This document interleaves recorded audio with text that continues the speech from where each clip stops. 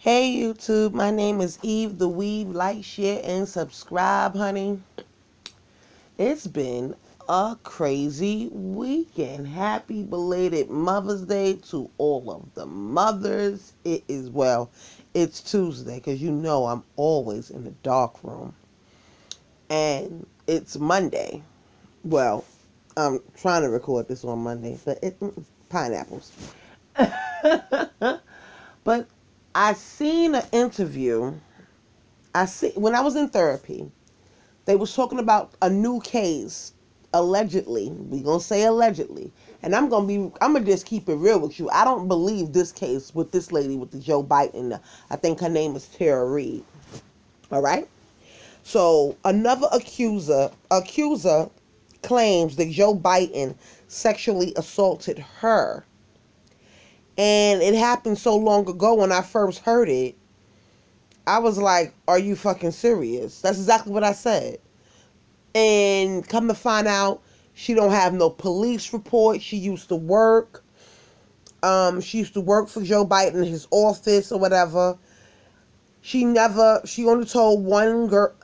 It's just a whole hot mess. So let's just get right into it. Please like, share, and subscribe. Yes, and I'm so happy that the YouTube drama is over for now. But the 15th, I told y'all between the 15th and the 20th or something like that. You know the beefs always start. I know it's going to start after the 15th. So I'm able to squeeze this story right on in there before it do. Because this is a real story about real people in real life. So the Daily Mail is reporting Joe Biden's accuser says she do not accuse him of sexual assault in the complaint to the Senate, but of making her uncomfortable. Oh, please. Now it's making her uncomfortable. My thing is with this whole case, right? This happened. My daughter is what, 22? This happened over 25 years ago. Way over 25 years ago, right? And you just now coming out with the story. And Joe Biden was a VP for not one term, but 2 terms. And this is why I can't really phantom this story. Because if you hear her tell her story, she says, okay, this is the story that I heard. This is the alleged story that I heard.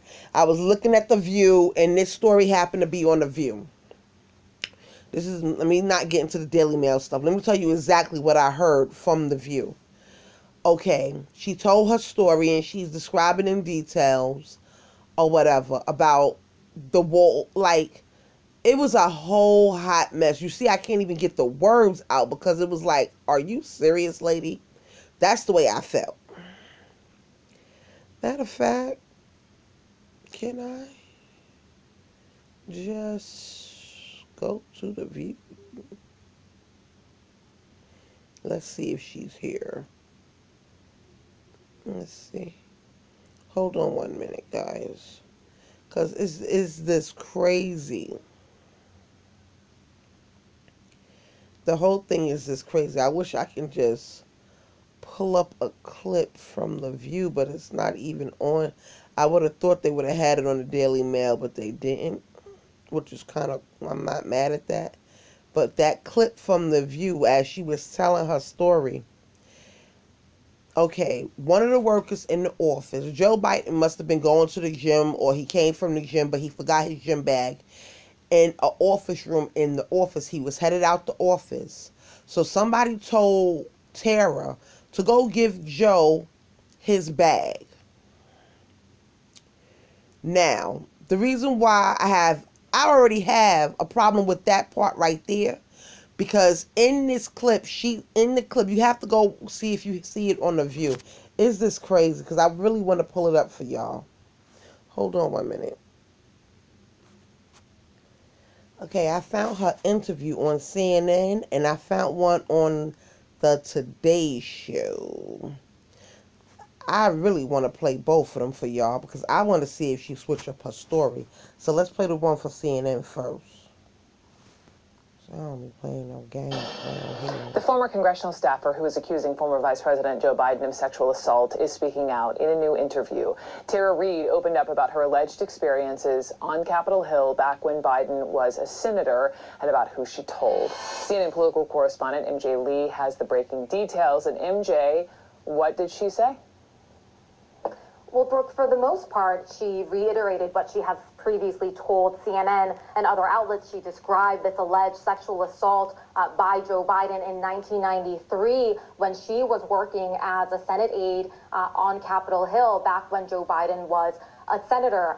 Now, Biden, as you'll recall, he personally denied the sexual assault allegation last week. And so this was the first time that we heard Tara Reid respond to what Joe Biden himself said. So here's a little bit of that interview.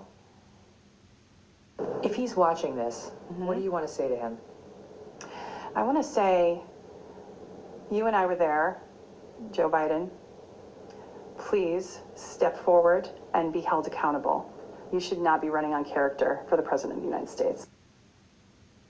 Now, Reid also said that she is willing to go under oath and is willing to be cross-examined. But when she was asked whether she is willing to take a polygraph test, she said she would if Joe Biden were also willing to do so. And she also said in this interview, "I am not a criminal." Brooke.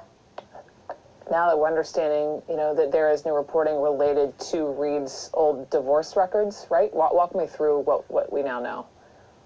That's right. And just some important context first. Remember, last year, Tara Reid came out and said that she had had physical interactions with Joe Biden when she was an aide in the Senate that had made her feel uncomfortable. But at that time, she was only talking about sexual harassment. And it's only this year that she publicly came out for the first time and said that actually she was also sexually assaulted by Joe Biden. Now, a local California paper got a hold of 1996 divorce records between Tara Reid and her now ex-husband. CNN has since obtained those records as well. And in those records, her ex-husband says that he met Tara Reid in the spring of 1993 in Washington, D.C. And when they were dating on multiple occasions, he says that Reid said that there was a problem that she was having at work regarding sexual harassment in U.S. Senator Joe Biden's office. And he also said in this document that this event had a very traumatic effect on Reid and that she is still sensitive and affected by it today. Now, just to be very clear about these divorce records, it mentions sexual harassment. It does not mention sexual assault. And it also does not say who perpetrated this alleged sexual harassment. But it is significant, this document, because it does appear to be the first sort of written record that Reid did tell somebody that she was close to in the 1990s about some kind of issue that she was having while she was working at Joe Biden's Senate office. Now, I should also note, and this is important, Reid has also said that she verbally complained at the time to supervisors about sexual harassment, though not about sexual assault. CNN has spoken with all three of those former supervisors of Tara Reid's, and they all said unequivocally that this complaint was never brought to them and that they were never aware of any kind of sexual harassment allegation against Joe Biden in the many years that they all worked for him. Brooke. What about Joe Biden and his campaign? Are they addressing this divorce document? The campaign is not commenting on the divorce document, but Kate Bedingfield, the campaign's deputy campaign manager and spokesperson, she put out a new statement yesterday pointing to growing inconsistencies, she says, in Tara Reid's accounting of all of this. I just want to read a part of that lengthy statement. Bedingfield writes, "Women must receive benefit of the doubt. They must be able to come forward and share their stories without fear of retribution or harm, and we all have a responsibility to ensure that. At the same time, we can never sacrifice the truth, and the truth is that these allegations are false and that the material that has been presented to back them up under scrutiny keeps proving their falsity." Now, Bedingfield pointed to Reid telling the Associated Press last year, quote, "I wasn't scared of him, that he was going to take me in a room or anything. It wasn't that kind of vibe." Bedingfield also pointed to the fact that an anonymous friend of Reed's, this is a friend who says that Reed told her about this alleged sexual assault back in 1993. This friend told Vox last year, quote, Biden never tried to kiss her directly. He never went for one of those touches. Now, CNN got in touch with this friend earlier today, and she confirmed that she did say this to Vox last year, but that she stands by it, and that what she meant was that in the instances where Tara Reid experienced physical interactions with Joe Biden in front of other people that made her uncomfortable, in those instances, Joe Biden never tried to kiss Tara Reid. So that's the explanation that we are getting from this friend. Okay. MJ Lee, thank you for that.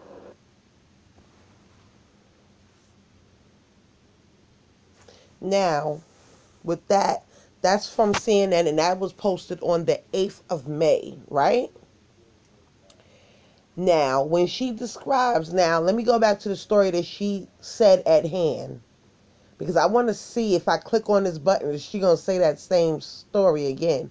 Because, you know, sometimes when people lie, they can't remember the lie that they told before the lie that they told, before the lie that they told to cover up the other lie that they told. So, therefore, she says she went to go hand him the bag. I don't know where they was at in the building, but she said she was up against the wall because all she can remember was the coldness of the wall. And I said to myself, well, damn shit, ain't all walls cold?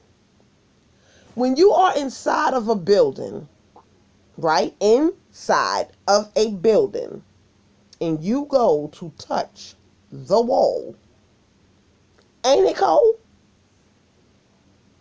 I'm just saying. I'm not trying to be funny, but ain't it cold? And I'm not shaming the victim. I just like facts. And I didn't get facts. I didn't get, oh yeah, he did it. And you know, I'm kind of a good judge of character. So I didn't, like, you trying to bring up the wall, and it was, you know how people try to make things so dramatic? And I felt like that's what she was giving me. And the wall was cold, and this was the kicker. This is what the kicker was with the whole Joe Biden thing. She said, and the next thing you know, his hand went down my shirt, and his fingers was in me. And my first thing was, well, bitch, what did you have on? Because obviously y'all wasn't in this office building by yourself. Shit, y'all wasn't even on the same floor by yourself. I don't know. But you damn sure wasn't in the building by yourself. So for him to push you up against this wall, then put his hands in your shirt, strike two. The first initial strike was when she went to give him his bag. Because when she went to give him his bag, she had already said that he was doing some things to her that she didn't like. That she didn't like, that she tried to report, and they didn't do nothing about it. So my thing is, if I know somebody harasses me at work, bothers me, even aggravates me, I'm not going to give them not a damn thing. I ain't going to give you nothing. You go give it to him.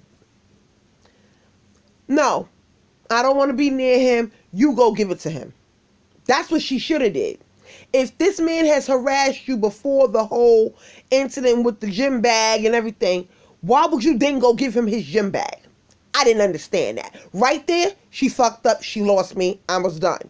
From that point on of the story, it was like Charlie Brown teacher came in, and that bitch was like, womp, womp, womp, womp, womp, womp, womp. I said, oh, he pushed you up a wall. Like, it was like I tried to believe. I said, okay, that's strike one, Eve. Let's see what else she's going to say. Then when she described the wall, I felt like that was dramatic. Then when he put his hands down in her shirt, I'm like, okay, that's strike two. When the fuck are you gonna scream, run, something? Nothing. Then she said, and then his fingers was this in me. Bitch, what did you have on in his fingers? in an office building just went in you. What? And I find it funny that all of a sudden this is happening now when he's going up against Trump, and we already know he got a whole bunch of allegations over there that he's not trying to talk about.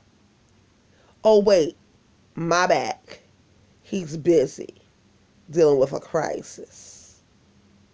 The world. Please. And he can't even do that right. So this lady coming out the blue is kind of sketchy for me. I'm not really feeling it. When they questioned Joe Biden, he was like, no, it didn't happen. Like, you don't have no police report. And I'm not trying to shame nobody. But when you see all this Me Too going around, all this Me Too been going on before Joe Biden even said, well, I am running for president. All of this been going on. Actually, it's been going on for a goddamn while now. Even while he was in office. Hello. They just didn't start this. You know what I'm saying? This Me Too movement was going on while he was in office underneath the Obama.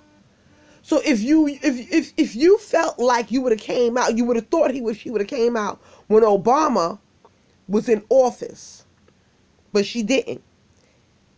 Then in the interview, she had the nerve to say, oh no, I'm a proud Democrat, this and that. It's not about that. Boom. Nobody didn't ask you that. Ain't none of those ladies from nobody asked for that.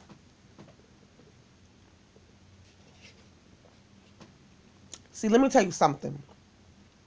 With me, when you tell me a story and then you start offering up other information that don't really fucking go with the story, like, I'm a Republican, I'm proud, and this and this and that, like, pause. Nobody asked you about that. Nobody asked you about that. And that makes me side-eye you. And I stay side-eyeing you until you bring me some fucking proof that the shit happened. But being that you don't got no proof that the shit happened, because, like I said, it's not on paper. She said she reported it to the Senate. You would think this piece of paper would have been floated around even when he went to go for VP underneath Obama. You would have thought that piece of information would have came out. Even right now today, you would still think that piece of information would have came out by now when she first made the claim. I haven't seen that document yet. So, like I said, I really truly don't believe her story. It's like,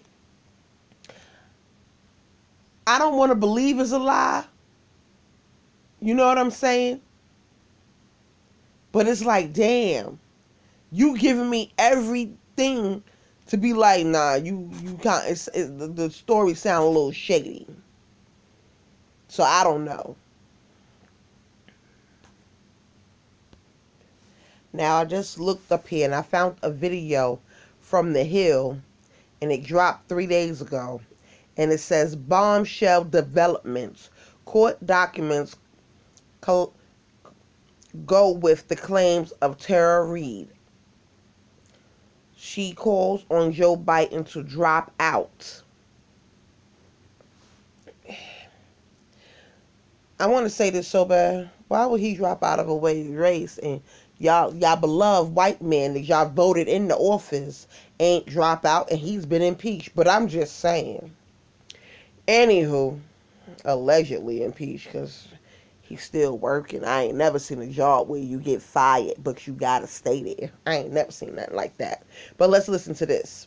The show for everybody today. What do we have, Crystal? Indeed, all kinds of good stuff in the show today. All right, a lot of guests. We got Irami Osei-Frimpong, you may know him as the Funky Academic, talking about Joe Biden's plan for Black America. We'll get that breakdown. We've got David Sirota talking about Andrew Cuomo. We've got Reed Wilson, Great Hill reporter, who has some new really fascinating reporting on coronavirus. And we have Rich McHugh. Of course, you've come to know him here. He's a journalist who's been digging in to Tara Reid's claims, also was producer for Ronan Farrow. And we're talking to him today because he and Megyn Kelly got the big post-Biden sit-down with Tara Reid. He certainly did. He produced that interview with Megyn Kelly. It was really a bombshell sit down. We have a couple of previews from that interview, which I believe the full thing is being released later today, and we'll keep you updated on that throughout the week. However, one of the major pieces of news that she made there is that she called on the former vice president to drop out of the presidential race. Let's take a listen to what she said. I want to say, you and I were there, Joe Biden. Please step forward and be held accountable. You should not be running on character for the President of the United States. You want him to withdraw? I wish he would, but he won't, but I wish he would. That's how I feel emotionally. I mean, it's just really a shocking development there. Now, we heard that part already, right? I thought it was going to be a different video. Pineapples. Let's see. In the case that she wouldn't go that far here. And one thing, noteworthy, and I encourage everybody to go watch these clips that are coming out and eventually watch the full interview, is you can see her demeanor has changed since the last time that we talked. When we talked to her, I mean, almost 40 days ago. It's been more than 40 days ago. More than 40 days ago when she first emerged. She was not, it just seems that she talks about this in some of the clips, just being vilified online, having her story doubted. It's really saying that she believed very much in the Me Too movement and Christine Blasey Ford and it's people like Stacey Abrams. I noticed she told a reporter that she cried whenever she saw how Stacey Abrams walked back her claims on believing women. So it obviously has taken a toll on her. And Megyn Kelly asked her in that interview, do you want an apology? And she says it's too late for that. She said, I think it's a little too late. I think this must have been a searing experience for her. I think it's hard to wrap your head around what it is like to be in that national spotlight glare, the center of it, to have your every statement, all your exes, everything dragged into the public sphere and be completely treated as a villain. Yeah. And not just by like the right wing or, somebody who you've long seen as an enemy, but she is a true blue Democrat. I mean, she really believed in the goodness, the sort of fundamental goodness of the Democratic Party and the fundamental goodness and fairness of the liberal media. And so it's not just that experience, like that searing experience of being in the national spotlight, but also to have people who you really kind of saw as heroes be the ones to treat you so unfairly and not pay attention to your story at all, go out of their way to try to dismiss you and all of that. Yes, she does feel like a somewhat different person than when we spoke to her. She was really just sort of, I don't want to say meek, but she has clearly sort of gained in confidence. She was much more aggressive with Megyn than she was, at least in the clips that we've seen so far, than she was with us. And you can imagine that over the course of these last 40 days, what this has been like for her. Yeah, it really has. And, we should note this was a big enough interview. I mean, it was written up in the New York Times. It was written up everywhere. The Biden campaign has released a new statement. Let's throw that up there on the screen. They say every day more and more inconsistencies arise. Women must receive the benefit of the doubt. At the same time, we must never sacrifice the truth, and the truth is these allegations are false. They go through and they cite a Vox article that was released yesterday that discusses some inconsistencies in Tara Reade's story, allegedly talking with a witness, a corroborating witness, telling her what to say and what not to say. By the way, I have no problem with many of these inconsistencies or reporting. Let's actually dig into that, because that is something that people have seized on. Essentially, the allegation is that a friend who corroborated her story of sexual harassment specifically said, Tara asked me not to divulge that second layer of the assault. I don't think there's anything nefarious about that, but that's something that people have seized on. Outside of that, I mean, the other major development yesterday, this is kind of a bombshell. Court documents. This is the biggest one that's come through. Court documents emerging from 1996 involving her ex-husband, where her ex-husband told the court that she had experienced problems in then Senator Joe Biden's office to the extent that she was extremely traumatized by that. You can see here, and look at the red underline, it was obvious that this event with U.S. Senator Joe Biden's office had a very traumatic effect on the petitioner, that she is still sensitive and affected by it today. It also says that she had struck a deal with the chief of staff of the senator's office and left her position. Now look, this doesn't say the word sexual assault. Right. It doesn't even say directly that it was Joe Biden who was the problem in that office. But let's just act on the petitioner that she is still sensitive and affected by it today. It also says that she had struck a deal with the chief of staff of the senator's office and left her position. Now look, this doesn't say the word sexual assault. Right. It doesn't even say directly that it was Joe Biden who was the problem in that office.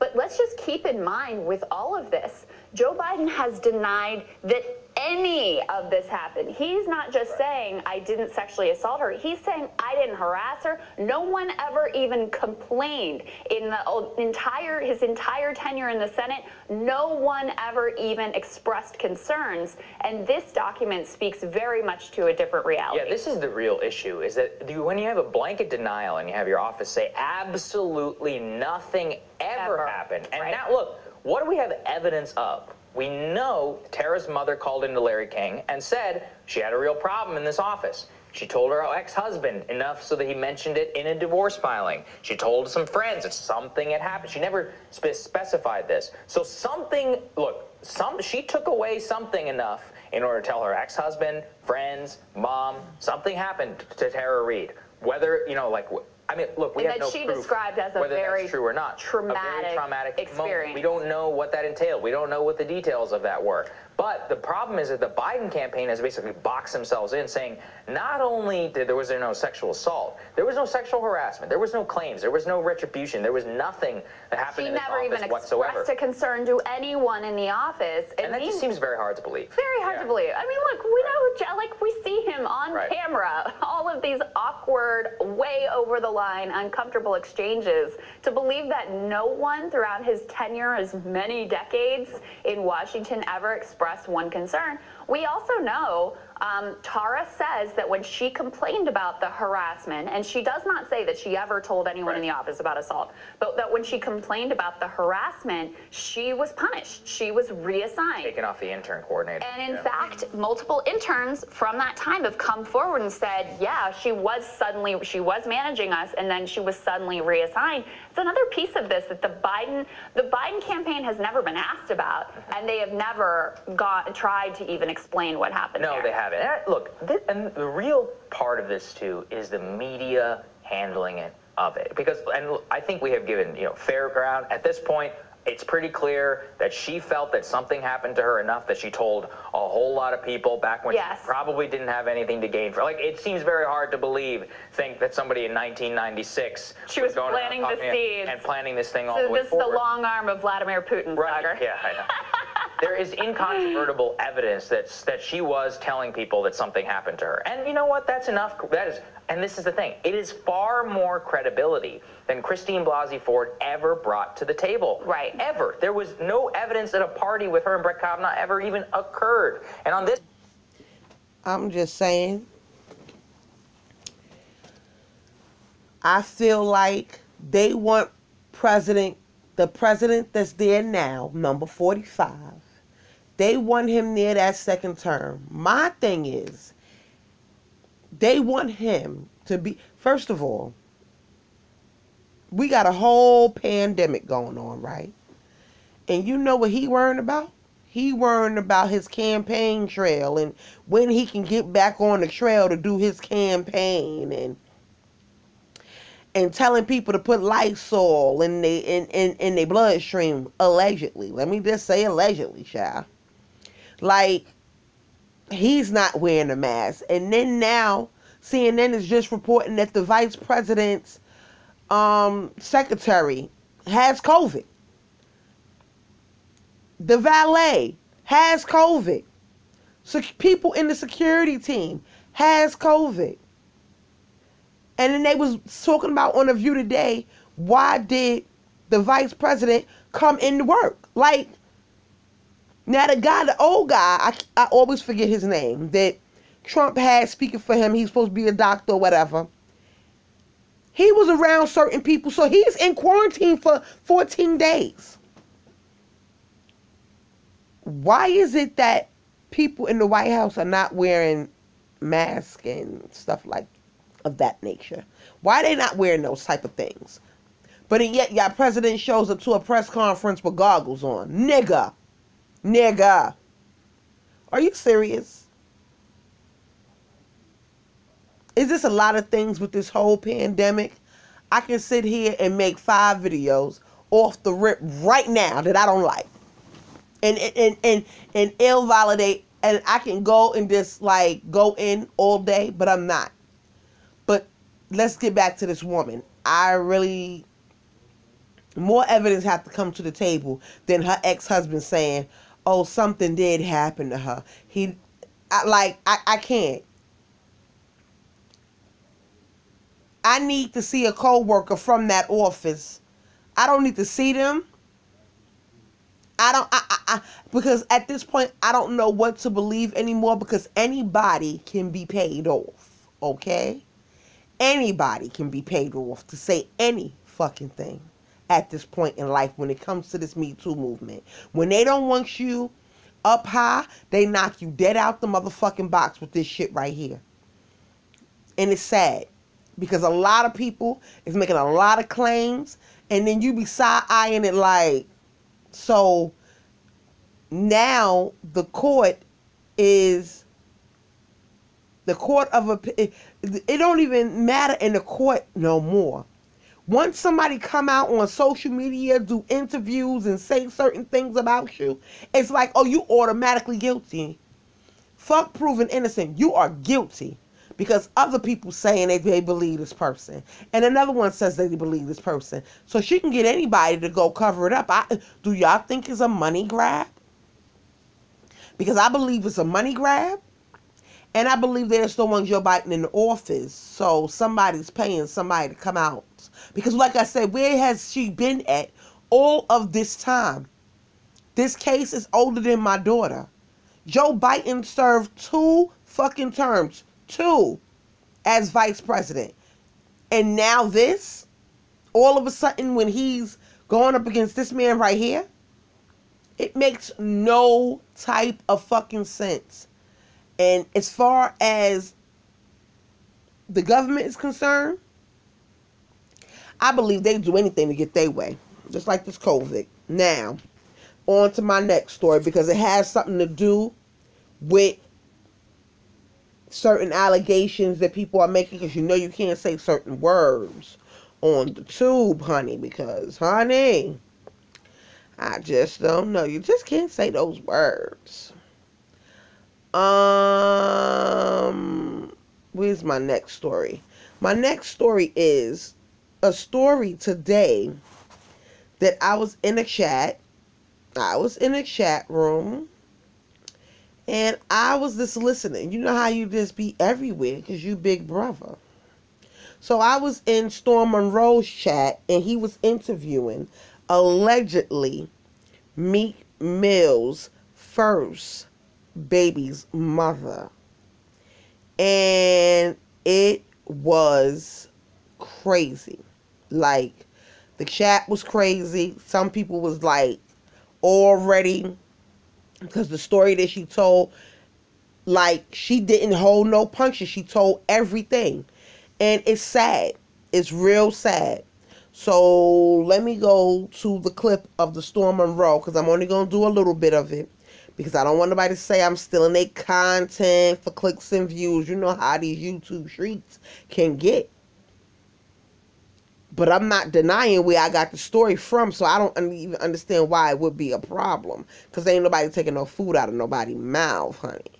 I'm only sitting on 314, 315 sub-eats, so nobody should be worried about me, right? Right. Picture that. Always wanted attention, so at the party kept just trying to get my attention, and I was a tomboy at the time. I was a virgin. I wasn't having Let me start sex. it from the beginning. I wasn't sexually. My name is Takara Alicia Odom. I'm born and raised in Chicago, Illinois, and I'm 30. Now listen to this fun fact. Nice. Okay. Nice. You're not related to Lamar.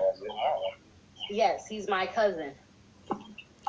Now, if you didn't just hear her, Storm Monroe asked her, are you related to Lamar Odom? Because her last name is Odom.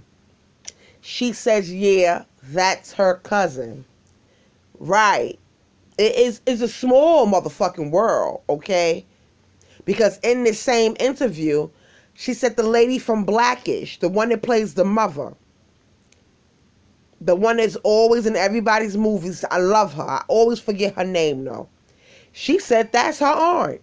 How about that for a little tea? Yeah, the world is very small. You never know who you gonna run into. The world is very small. You don't know who's connected to who, and that's why I pride myself in not being nasty to people, because you don't never know who the fuck you talking to. And in the business that I'm in, listen, if you want to make money, listen. Let's go on. Oh. Okay. Oh, okay. All right. I got other questions for you too then. Okay. What tell us first though, how did you meet Meek Mill? I met Meek Mill when I was 15 years old. I met him at a party. He came here from Philadelphia. I thought that, me being naive and young at the time, I thought that he was talking about a Philly cheesesteak when he was like, I'm from Philly. And me being young and naive, I didn't know what he was talking about. I thought he was talking about a cheesesteak, but really he was talking about Philadelphia. And that's how I met him. I met him and O'Milly, his cousin. Okay. And when you first met him, were you attracted to him? Like, what were those first interactions like? He kept being he kept trying to get my attention at the party. Like, he kept freestyling to me. This is when the old me, not this new me. The old me always freestyle. Like, he always seek attention, and he's always wanted attention. So at the party, he kept just trying to get my attention. And I was a tomboy at the time. I was a virgin. I wasn't having sex. I wasn't sexually active or anything, but I came to the party to showcase. Please remember, when she met Meek Mills, she was only 15. Young, innocent, not having sex, didn't have a boyfriend. Let's keep going.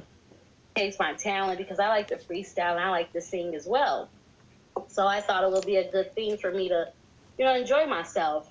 And he was really nice to me at the party to get my attention, and then things spiraled out of control at the end of the party. And how old were you at the time? I was 15. You were 15. Okay, how old was he? I think Meek could have been 18. He could have been 18 at the time. Everybody keeps saying he was 17. I'm not really sure, but at the time I think he was like 18. Okay. And so let's fast forward a little bit, because you are the mother of his first child. Yes, I am. The one that we don't see in the movie. Right, the one that he doesn't let anyone talk about or see. Is like a very sensitive topic for him. He doesn't really like talking about my son, our son, at all, because we both don't have him. And I'll get into more detail about that a little bit in the interview, about why I don't have him. Okay, and by the way, you don't have me on in the background, do you? It's like a little bit of an echo. No, it's no one here. I'm in my apartment. It's no one. Now, I paused the video because somebody in the comments, in Storm Monroe's comments, says, Storm, his first baby mother is from my girlfriend's sister. She lying. Crazy. And she don't have, whoever made that comment, don't have no picture or nothing next to them. But in yet, next to their name. So you don't even know if that person is trolling or anything. Because I didn't listen all the way to the end, but I listened to it and I didn't hear that person say the name that's next. I don't want to say the name, but I didn't hear that name come up when he was taking in calls.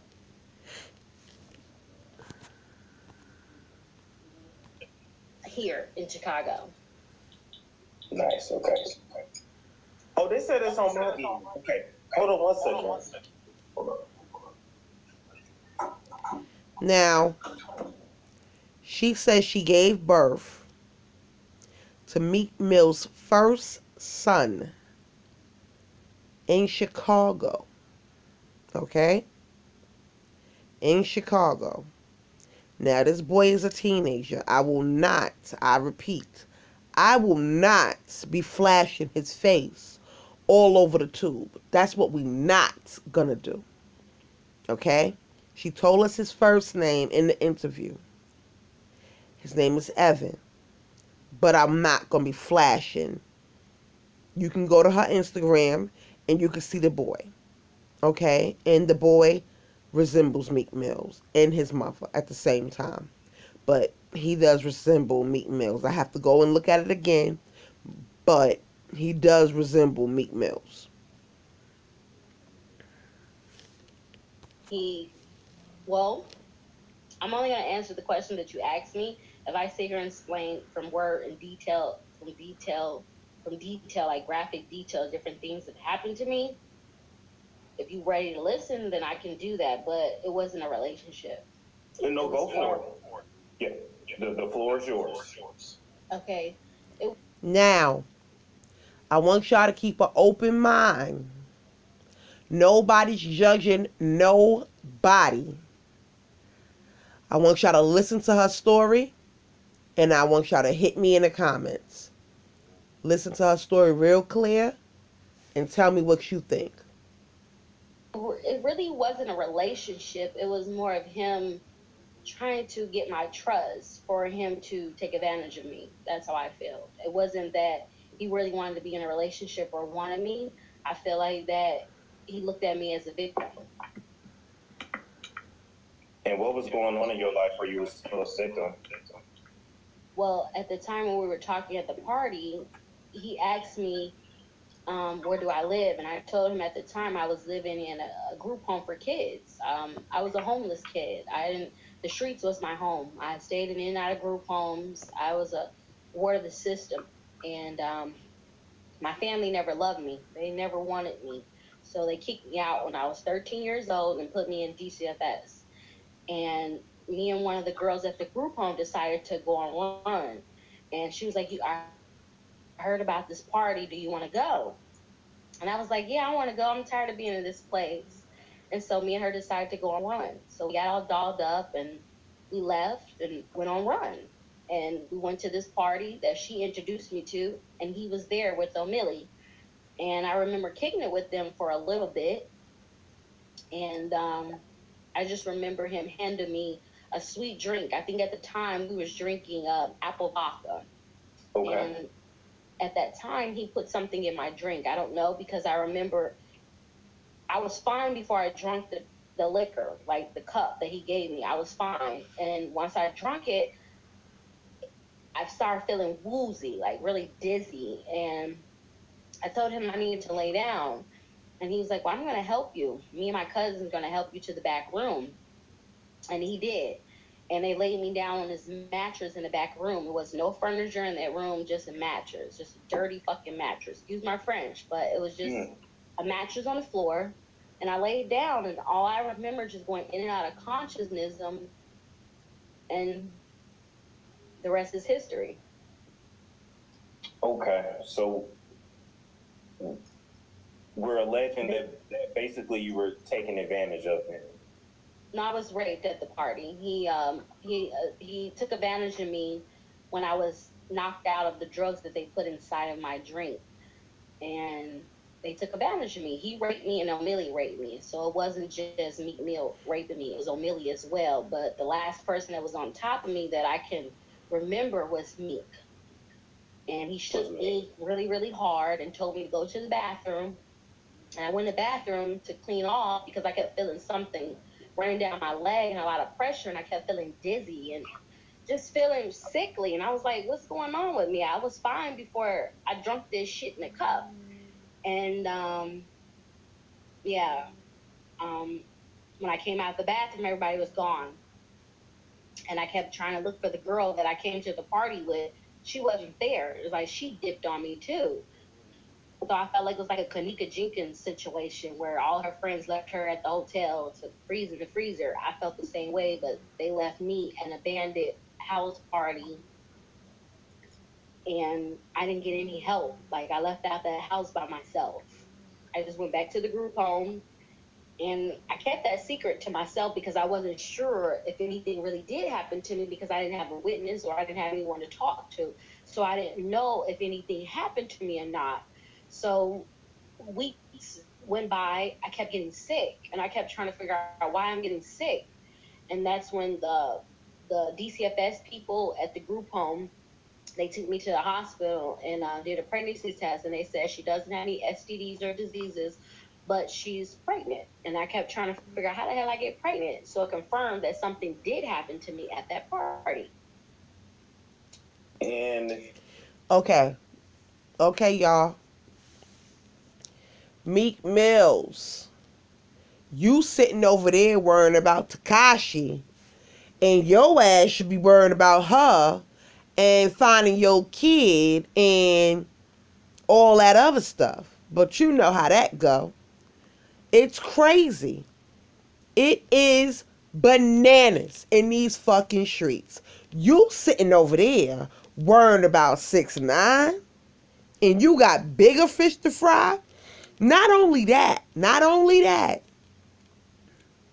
you sat up there on the internet and said how Nicki Minaj knew how her brother was a sex offender, X, Y, and Z, all types of craziness. You said all of that. And I'm not going to say allegedly you said all that, because we've seen it. I did the video, remember? So, why? It's just crazy. The whole story. And I believe, I don't want to believe her, and I want to believe that this is another money grab, but y'all have to listen to the story. okay, so because that's definitely a lie. And let me just say this. Let me just say this shit. This is why sometimes I'm happy I just put up videos and not go live, because the things that are being said in this live are out of fucking pocket. Do you hear me? They talking about this girl's, oh, she lying because she ain't say nothing about getting her cherry pop. Remind you, she ain't even finished the story yet. She was already lying before she even started, okay? I don't understand why when a white female says they was raped, America is all up in arms about the shit. But when a black girl has been raped, it's like, oh, she wanted it to happen. She's lying. She don't got, like, is this a whole lot? Y'all have to listen to it. But this chat, I'm so happy I didn't say nothing. But these are one of those chat rooms you just don't want to say nothing because it was so much pettiness going on. I just didn't want to be bothered. I just want to listen to the interview. That's it. Let's continue. So once you confirmed that you were pregnant, well, actually, let's go back a little bit. Once you actually came to, like, the next day, were you aware at all that you had sex the night before? No, because at the time I was still a virgin. I didn't have a relationship. I wasn't in a relationship with anyone. I wasn't having any sex. I was a completely virgin. Period. Okay. But I knew something happened to me because I kept feeling pressure inside of me. And I kept trying to figure out why I hurt inside and why is I'm bleeding and why is it extra fluid coming out of me. When I was in the bathroom, I kept trying to figure out why is this extra fluid and why is I'm bleeding. And later on, the doctors explained to me that he broke my cherry and he must have came inside of me. Right, of course. But you being a virgin, you didn't know. And just to clear it up, this happened in Chicago. What part of Chicago did this happen in? This happened in Chicago on the far south side of Chicago. Okay, well, is that near like Chicago Heights by chance? No, it's like towards 71st and Jeffrey. Okay. I want you to give that detail because CPS in Illinois is called DCFS. It's called Family Services. It's called DCFS, Family Services. That's what they call it. Yes, absolutely. Okay, and let me try something really quick. It's still freaking echoing. Hold on. I went back to the group home and they kept asking me what happened, and I was telling them that I didn't know what happened, and they didn't pressure me anymore because I didn't really trust anybody at the time to talk to anyone about what happened to me because I was confused and I didn't want to accuse anybody of doing anything to me without knowing for sure if this actually happened to me. So I kept it a secret, but I knew something happened to me because I got pregnant. Absolutely. And so you said you were in group homes at the time, right? Yes, I bounced around. If you ever do some research, called the group home that I was at was called Maryville for pregnant teens. That's when me later in there. Before then, they put me in the hospital because I was very suicidal and very depressed at the time because I didn't know who pregnated me and who violated me at this party. And I just remember kicking it with this guy with these nappy ass braids and his cousin, and now I'm pregnant and I can't find these guys. And he didn't tell me his real name at the time. So he just introduced himself as Meek, not Robert. Well, when he came to me, he did say Robert. I'm gonna take that back. I don't want to say anything, any lies or anything. I'm gonna just speak out. He did say Robert, but I thought he was talking about me being naive. Like I said, I thought he was making a lot of jokes because he's a jokester and he tells a lot of jokes. So I thought he was talking about like Robin Hood. When he told me Philly, I thought he was talking about Philly cheesesteak. Like I'm taking everything as like humorous. I'm not taking it serious. I'm only 50.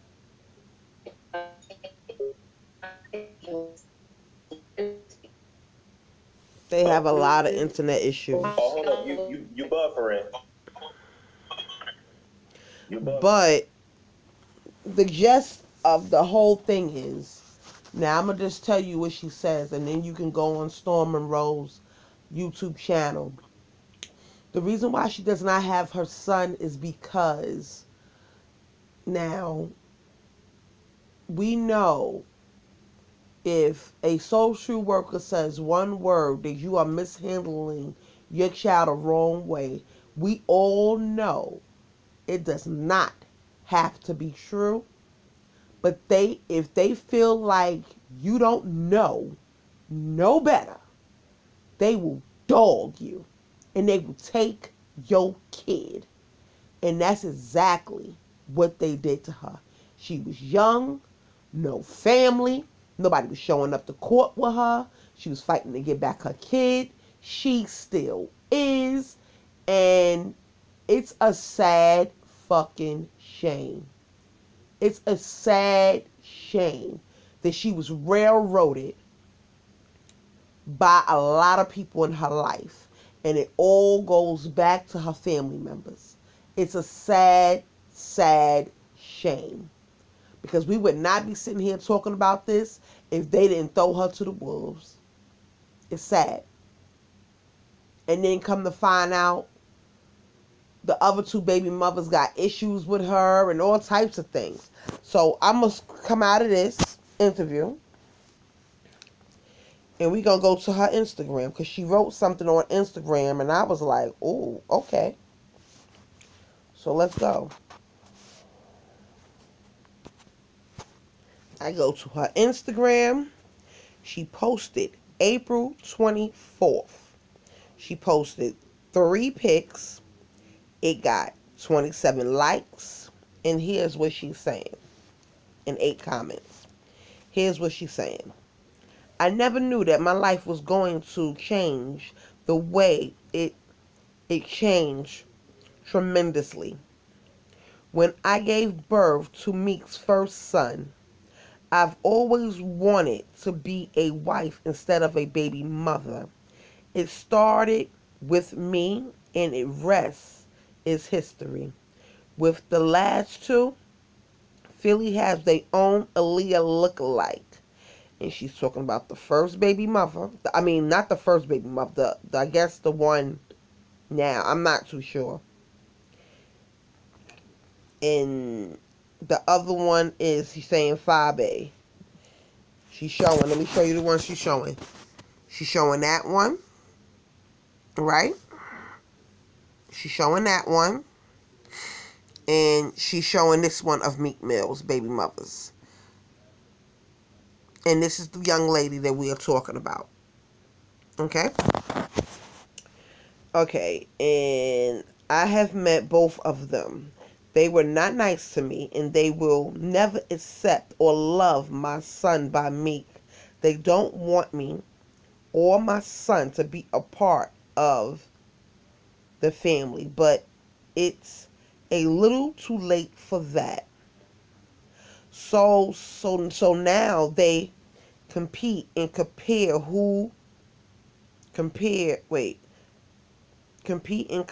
like who child gets better support and love and acknowledgement from their baby father. The crazy part about the whole situation is my child gets no love or support from both sides of my family as well as Meek's family.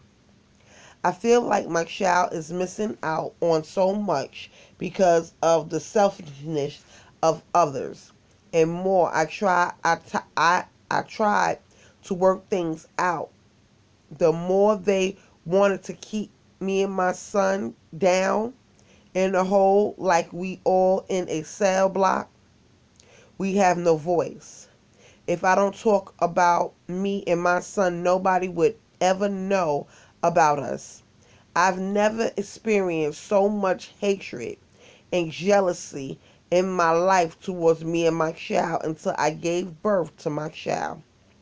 The only regret I have in life is meeting my narcissistic, abusive baby father that his and she have a broken heart emoji love and empty for me or his son.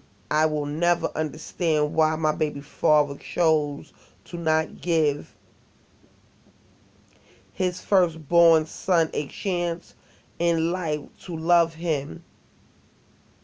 Oh my God. Instead, he'd rather have the system or someone else raise his seed. At the end of the day, that is no one's responsibility but me and Meek Mills to raise our child together. But he's trying to create a whole new identity for him, for itself, and he wants nothing to do with me or my son. He's in the process of rebuilding himself to lose in order for him to win. That's no justice or no peace. It's not even no clarity in the situation, just bullshit and excuses and hiding gimmicks and shit. Everybody keeps telling me to move on as if it never happened to me. It's not easy looking at your child's eyes and seeing his father's face staring right back at you. It's a forever reminder what happened to me and who did it to me. That's what she posted. That's what she posted on the 24th. That's exactly what she posted. And she posted those three names. Now, in Storm Monroe's, she says she's not from Philly. She's from Chicago. She had her baby in Chicago. Chicago, Illinois. She had her baby in Chicago. Meek went to Chicago. She don't know why Meek was there. She said Meek was in Chicago. And he happened to be at the party.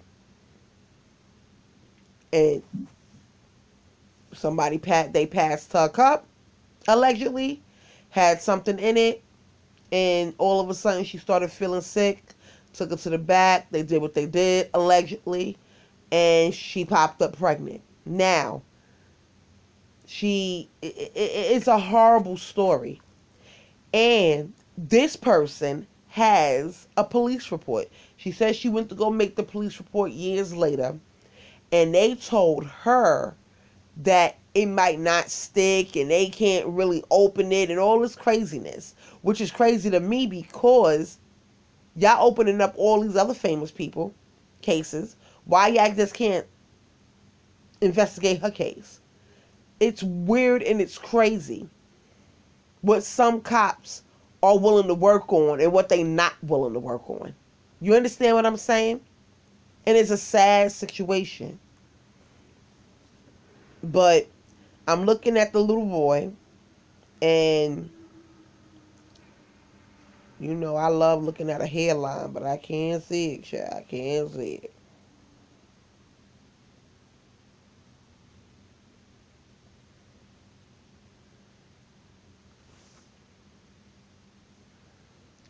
I don't know.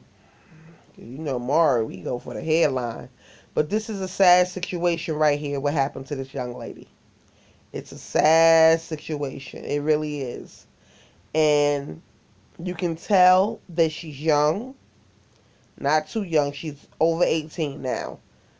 But you can tell that she's young. You can tell that this happened to her. And it's a sad situation. The way that she tells her story, it's really sad. It really is. She talks about the foster mother that has her kid and does not want to give her kid back. And by this time today, she says she knows that the foster mother knows who's who. So the boy is 15 now. So by 18, he's already going to be opt out the system. He's going to be on his own. Now, he's still a foster child. And somebody asks, well, why she didn't adopt him? And people don't realize when you have a foster child and you go to adopt them, they take the funds. They don't give you all that money no more. So a lot of foster parents, they like to, if they in it for the money, they're not gonna adopt you. They're in it for the money. Because once you adopt a child, it's like saying that's your child now. You understand? That's your child. That's your responsibility. But when you're a foster child, it's like, okay, you staying, we gonna give you the money to take care of this kid. He gonna live in your home, shelter, room, board, food, clothes, X, Y, and Z, schooling. You take care of all that. We give you this money and you good. And a lot of people be taking people kids. They be in it for the money. You hear about the horror shows. You hear about the horror stories, the horror stories when it comes to some of these foster homes and how they treat the kids and all of that. Now, she states in her interview that her son, allegedly Meek Mill's son, is living with the foster parent's daughter. He's not even living with the foster parent. But let me tell you something. Bet to believe that the foster parents is still collecting that money. It's a money grab for the foster parents.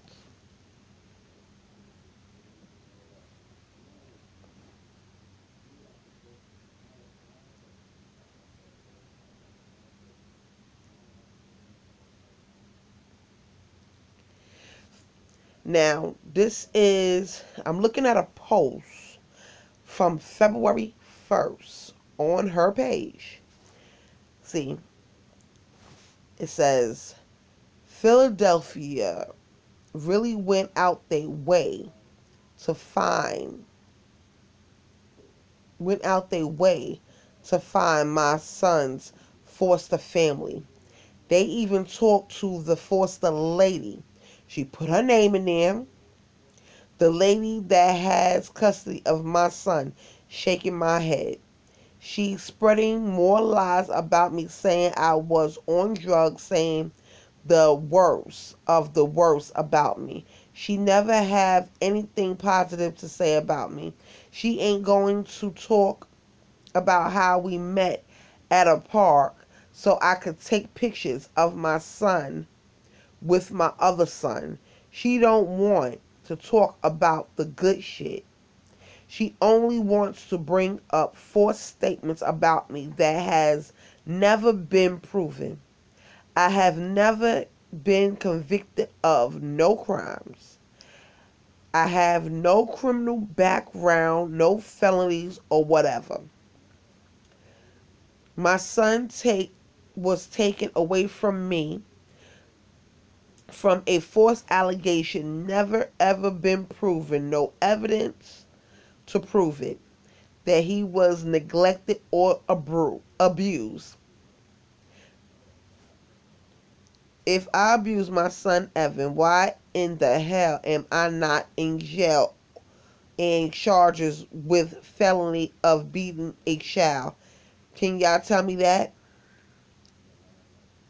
They have no case against me. They don't want me to share what really happened and how everyone participated in covering up the fuckery of my rape.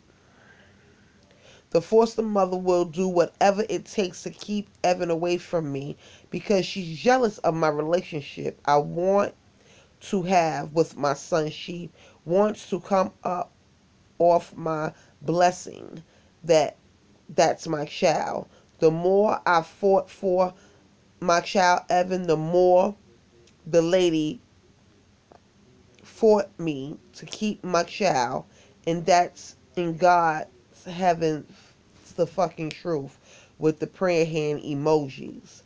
Now she's trying to say Evan's father is somebody in her family. I never slept with nobody in her family. That's a lie. I never said the lady could have Evan. So basically she's saying that she never said that the lady could have Evan. She never slept with nobody in this lady's family because she does not know this lady. She only knows this lady because they took her child and they kept saying they was going to give her child back. You know how the system do. They make you go through all of this. And let me tell you something. The reason why I'm speaking on it so passionately about the court system and ACS taking your kids is because I've been there. If they feel like you are young and you don't know no better, you don't have no family, you don't have no money, they gonna railroad you. Because they tried to do it to my child. So I know better. And the crazy thing is about that, my child don't abuse her kids at all. A Spanish lady called on my child and made a false statement. I almost tore that bitch apart. Let me just put it like that. I'm not playing. License plates and all that. I'm not playing. Because you admitted. See, with my child, she looked like me. She just light skinned. The mistake she made was because she was a neighbor. Not a long time neighbor. She moved up on the floor from another floor in the building. Her wall is next to my child's wall. And my child has her kids in there with her. Of course. Sometimes. You heard a cry of a baby for 2 minutes. And you felt the need to call ACS instead of knocking on the door. If you really wanted to know about the child, you would have knocked on the door and asked first. But you didn't do that. Because you was jealous because my apartment is bigger than yours. And I believe that's what it was all about. Hating ass. It'd be a lot of hating ass bitches out there. And my daughter had to experience that part the hard way. The hard way. Meanwhile, old girl done moved out because she felt the pressure.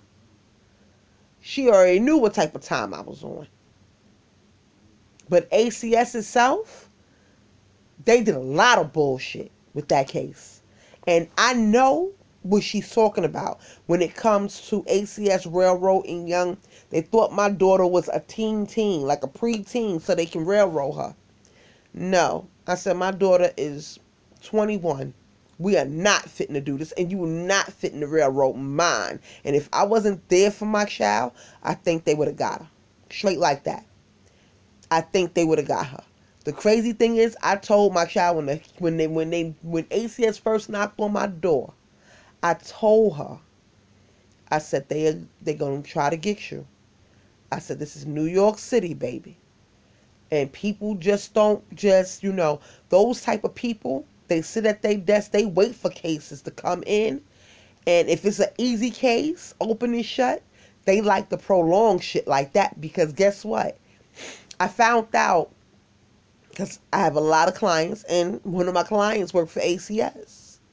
She said, well, they like to prolong cases so they won't have to take another one. In New York City, they case file is the limit of 15.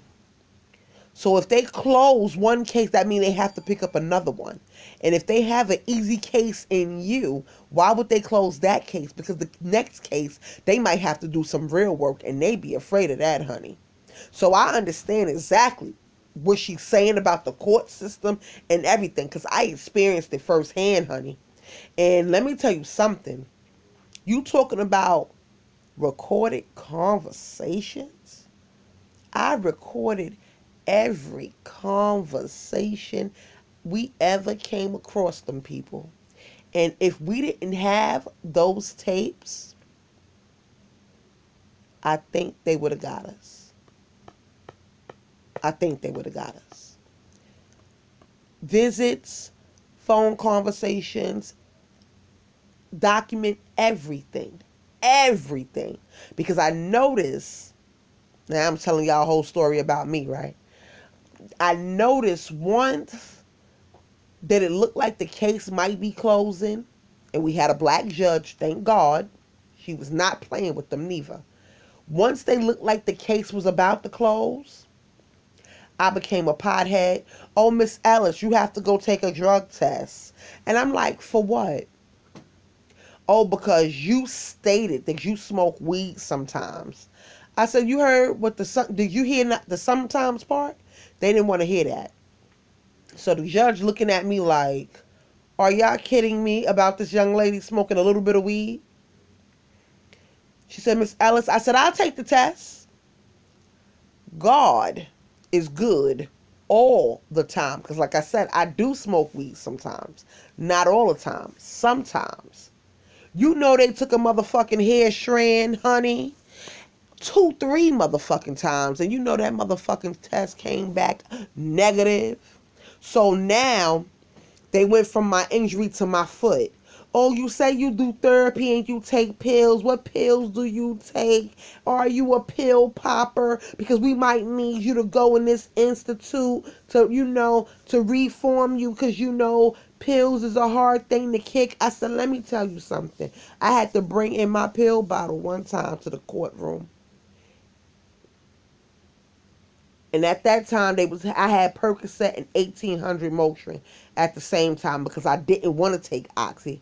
And I was only taking a half a Percocet and a whole 800 milligram because my pain was intense, but I didn't want to take Oxys.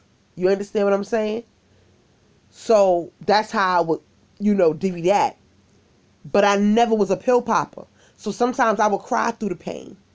Sometimes I would cry through that pain and not take a pill because I don't like taking pills. So I brought both pill bottles to the goddamn courtroom and they was full. So the judge said, so now she's a pill popper with a full bottle of pills, huh? She's a pill popper. She's supposed to take these pills night and morning. All the pills is here, but yet she's a pill popper. How does that work? The judge wasn't feeling it, but I understand this younger lady's pain. I understand her pain a lot. The question is, though, now that I don't finish talking about myself and explaining how I feel about the whole justice system when it comes to taking the child away from the mother and all of that, they're not on it like that when it comes to child protective services. They just not on it. I don't care. I don't care what state you go to. I don't care. They railroad, especially if it's a young mother, they will railroad you until they can't railroad you no more. But the question remains, Do y'all think Meek did that? Do y'all think this young lady is telling the truth? So, with that being said, y'all can go look on her IG. It's spelled Spess and L. Spess. Let me pull it up real quick because it's got an underscore somewhere in there. Let me zoom down.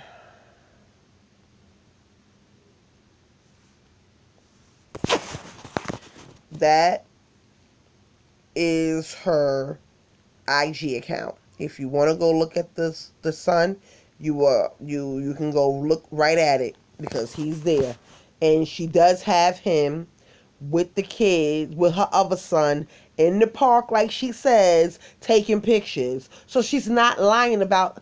I don't. Let me tell you something.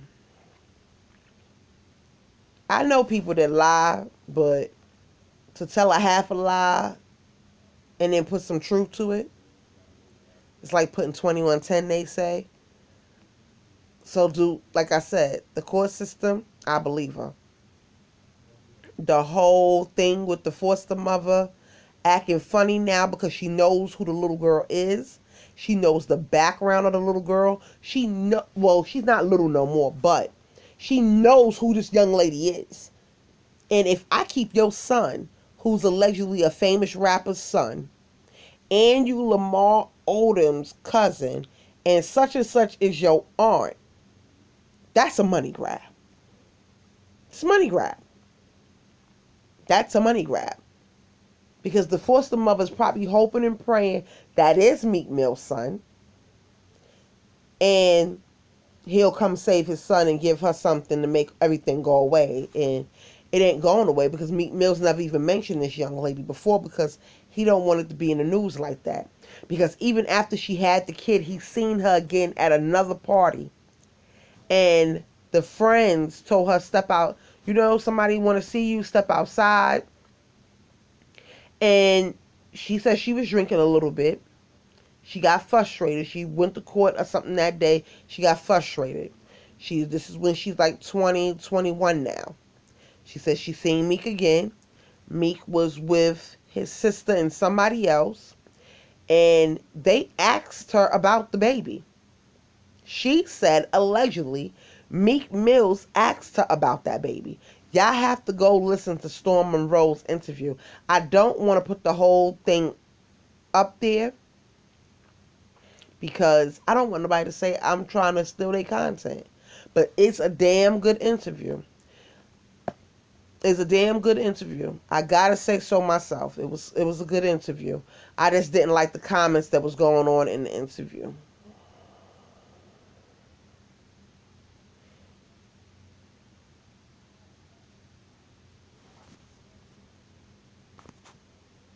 I stopped to read some of these things that's in her post. It says, why did you lie like you did where the kid is located?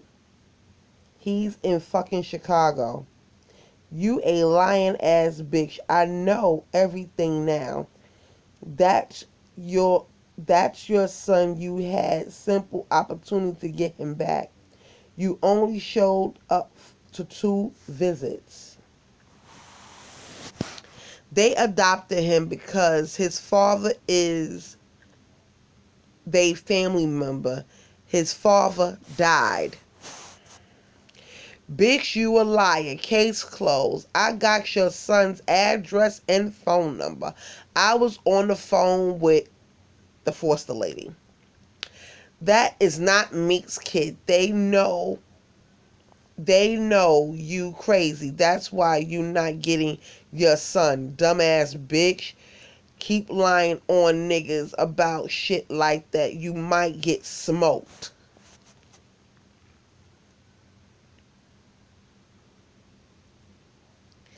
You do not know what the hell you're talking about. Continue being team hater. I never have to lie about my situation, bitch. Wow.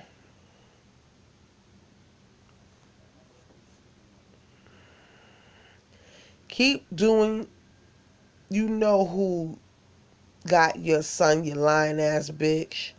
This is what the text messages is saying. And it says, keep doing your homework, bitch. You know all my business, though, nosy bitch. She can keep him. She can keep him. She's been fighting me for my child. Remember, that's when he get older. He knows what it is. Oh, you talk to the foster mother? Laugh out loud. I never told you who my baby father was. That's my business, not yours.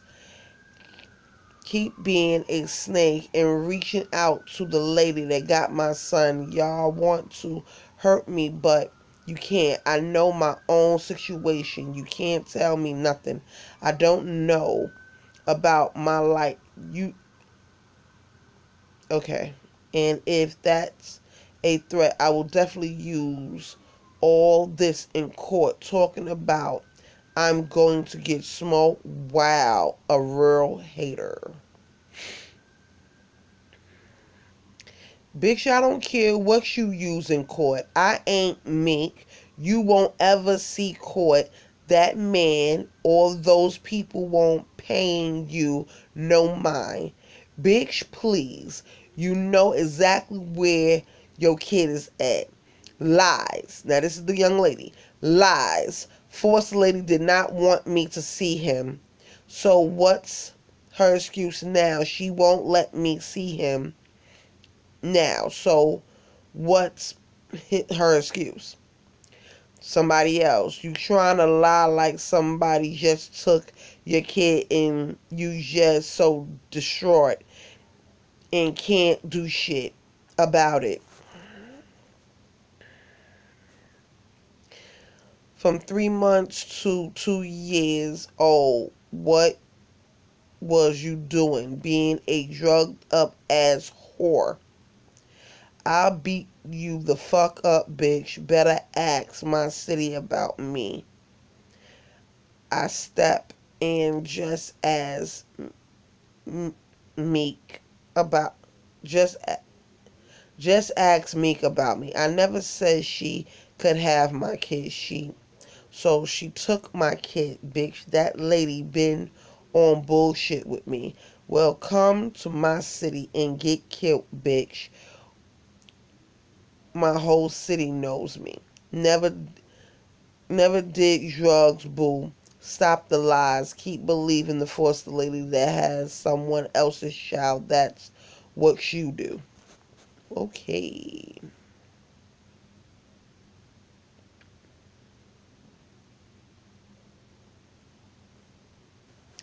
I don't know who she's arguing with.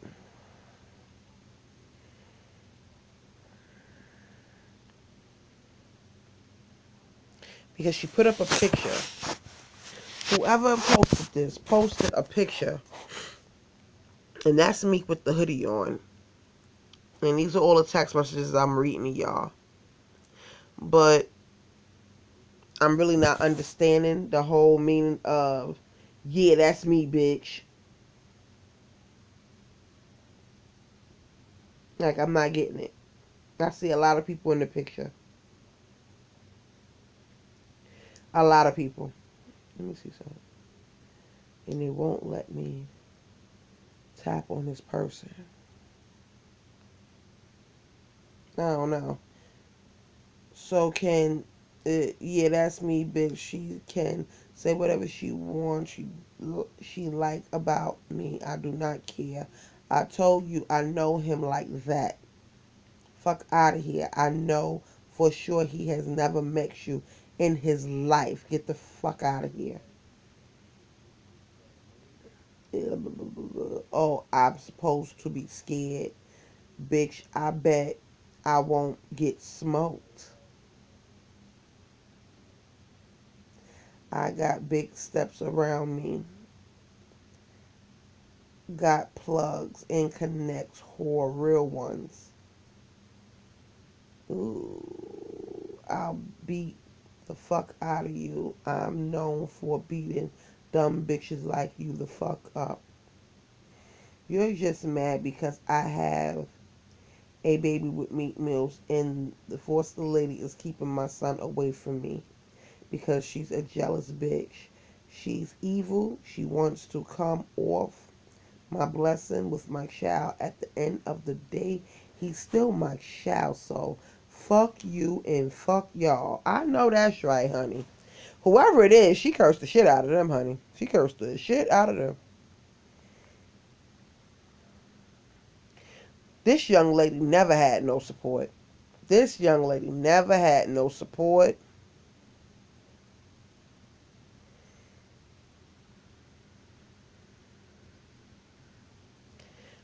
I'm just looking at the post and looking at all the it's crazy.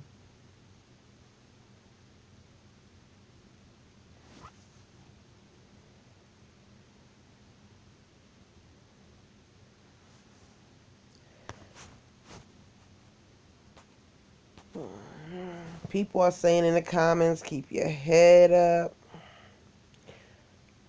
I'm sorry. I'm not gonna lie. I've been sitting here refreshing these comments, and since you deleted a lot of them, when people are saying that your son is with his biological dad's side of the family, sis, you look suspect.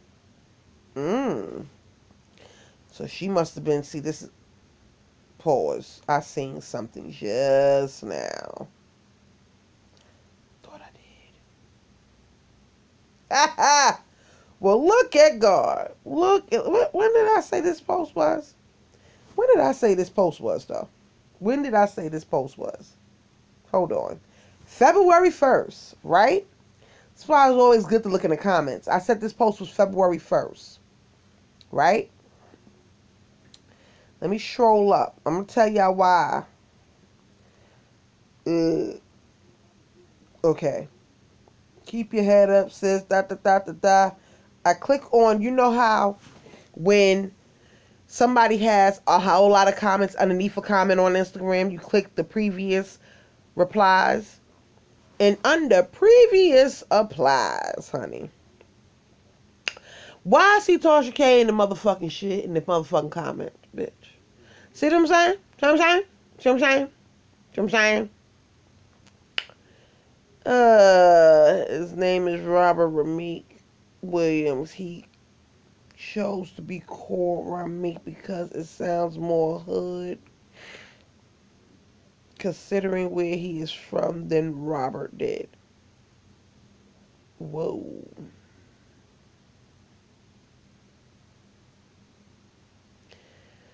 Let's see where else everybody wants to, pop up.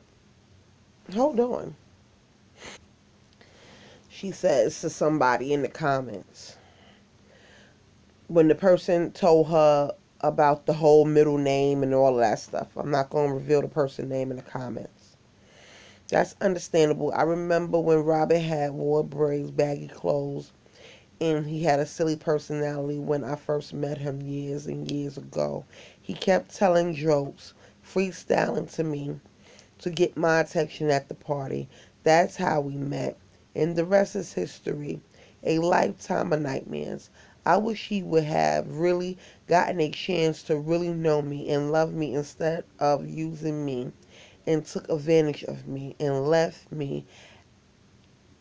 I was young and innocent, thinking I was going to have a good time at a party, and it turns out to be the worst day of my life. But the love, my son, even through it happened the way it did. God told me to forgive him so I can heal. It's not easy though, as he moves on with his life.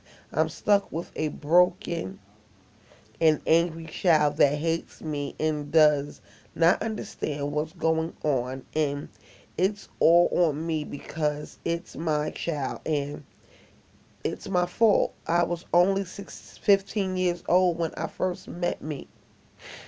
When I first met Robert, she called him by his name, and I never I was never a groupie because I didn't really know so much about him at all. I knew he said he was from Philly. I thought he was talking about a Philly cheesesteak. I was so young and naive. I didn't know any better. When I go back in time and reminisce to my memories back, I asked God to give me clarity, and He really did. God is an awesome God. The reason why she's saying clarity, because the drugs that they put in her drink knocked out her memory. It knocked out her memory. So she says she experienced nightmares. She experienced everything. Nightmares, can't sleep, because the memories is coming back, and as they coming back strong, because now she's starting to remember. And I guess the comments and her posting and doing interviews about it now, it's crazy. It's crazy. But I wanted to see something.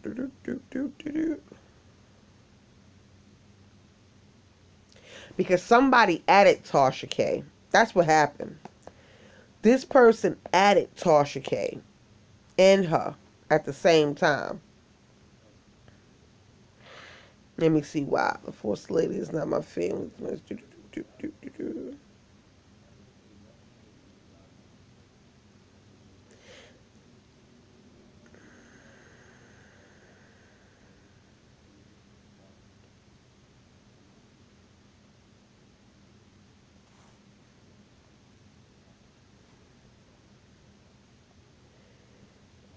She has a lot of comments here. Hold on 1 minute.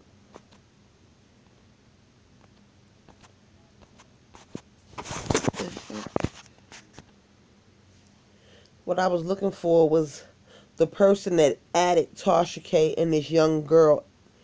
She didn't make a comment. She just added them. You know what I'm saying? She added the young lady. Then she added Unwind with Tasha K. See it right there? Now, when I click on her name, I was looking for pictures and looking for things and looking for things and looking for things. And then I went to go press following just to see who she's following. And then I type in Unwind, and it came up unfound. As soon as I got to Unwind, it came up unfound. Now, let's see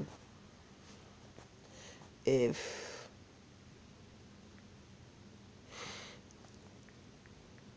Tasha's not following her, and she's not following Tasha. And Tasha didn't comment in none of the young ladies' comments. But just tell me what y'all think about the overall story of it all, because I'm on the fence with the whole Meek thing. Because, like I said, I'm just on the fence of the whole situation at hand. And I'm not knowing what to believe. But her story has a lot going on, I should say. A lot going on in her story. A lot. So y'all should just tell me what y'all think about the whole situation at hand. Do y'all think she's lying about Meek Mills? Do y'all think that the story is bogus? The alleged story that Meek Mills might have put alleged substance in her drink? Y'all tell me. Because it happens. It has happened. I've known it to happen. That story has hit close to home for me. So I don't know. But y'all let me know what y'all think. The question is, do y'all believe this young lady? Go on her Instagram. Do y'all think that's Meek Mill's baby, because remember, no DNA test was done. And she said the cousin Melly was in the room too, and at one point he was on top of her too. So, do y'all think Meek Mills is the baby father or Melly? Do y'all believe her? Is the first question. Do y'all believe Meek Mills might be the father or the cousin? I can see why, if this is true, let's just say if this is true, I can see why Meek Mills wanted it gone and buried. Because all the other stuff that we said about the Charlemagne's and all the stuff we talk about number 45, and he be talking a lot of shit. And if this is true, he better stop worrying about 6ix9ine and worry about this case right here. Because if that's his son, he's going to have a problem on his hands if that's his son. So those are the questions. And let's get back to the Joe Biden lady, the Tara Reid. Do y'all believe her case? So those are the questions I want y'all to answer. My name is Eve the Weave. Like, share, and subscribe. And hit me in the comments. My mouth is just tired. Lord Jesus. That's why reading those comments was so difficult. I was into the case. I was into it, y'all. I was into it. Yeah, I've been wanting to do the Joe Biden, but I waited.